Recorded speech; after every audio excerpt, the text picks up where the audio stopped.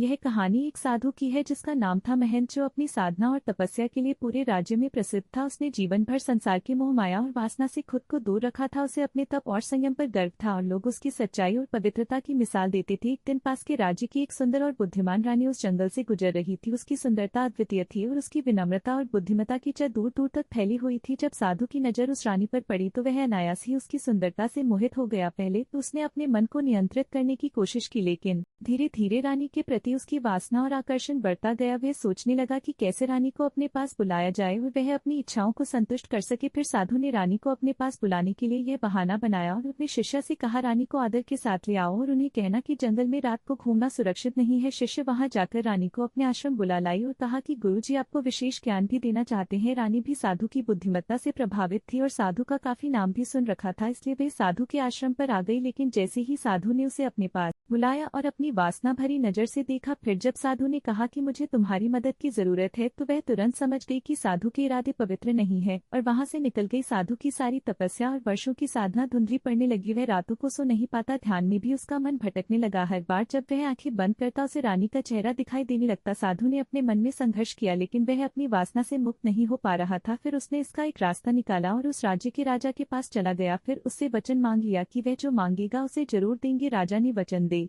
दिया। फिर उसने राजा से कहा कि मैं तुम्हारी रानी की तरफ आसक्त हो गया हूँ, तो तुम अपनी रानी को मेरे पास कुछ समय के लिए भेज दो। राजा को बहुत गुस्सा आया, पर उसने वचन भी दे दिया था। राजा एक पत्नी व्रत था, वह साधु को दंडित करना चाहता था, पर वह बंद गया। इतने में ये सभी बातें उसकी पत्नी को भी पता चली। वह उसके पास आई और बोली कि आप चिंता न करें और खुद को दोषी समझे बिना मुझे भेज दे। रानी साधु के सामने गई और बड़े ही विनम्रता से साधु से कहा, हे महंत, आपने वर्षों तपस्या की है, आपने दुनिया को यह सिखाया है कि वासना और मोह माया से दूर रहना चाहिए, लेकिन आज मैं देख रही हूँ कि आप खुद इन सबसे दूर नहीं है। वासना हर व्यक्ति के मन में होती है, लेकिन सच्चा साधु वह है जो इसे नियंत्रित करता है, ना कि इसके वश में हो जाता है। साधु महंत को जैसे किसी ने आईना दिखा दिया हो। रानी के शब्दों ने उसकी आंखें खोल दी। वह शर्मिंदा हो गया, उसे अपनी गलती का एहसास हुआ। उसने महसूस किया कि वह अपनी साधना और तपस्या के घमंड में जी रहा था, लेकिन सच्चे अर्थों में उसने अभी तक अपने मन को पूरी तरह से शुद्ध नहीं किया था। महंत ने रानी से क्षमा मांगी और अपने आप से वचन लिया कि वह अब से अपनी साधना को और भी गहराई से करेगा। उसने समझा कि केवल बाहरी साधना ही नहीं, बल्कि मन के अंदर की इच्छाओं और वासना को पहचानना और उन पर विजय पाना असली तपस्या है। रानी ने साधु को यह सिखाया कि सच्ची आध्यात्मिकता केवल दूसरों को उपदेश देने में नहीं, बल्कि खुद के मन को जीतने में है। इस घटना के बाद साधु ने अपनी सारी शक्ति अपने मन की वासना और इच्छाओं को नियंत्रित करने में लगाई। वह फिर से अपनी साधना में लीन हो गया, लेकिन इस बार अपने मन की गहराइयों को समझकर। अगर वीडियो अच्छी लगे तो चैनल को लाइक, शेयर और सब्सक्राइब करें। फिर मिलेंगी किसी ऐसे ही वीडियो के साथ।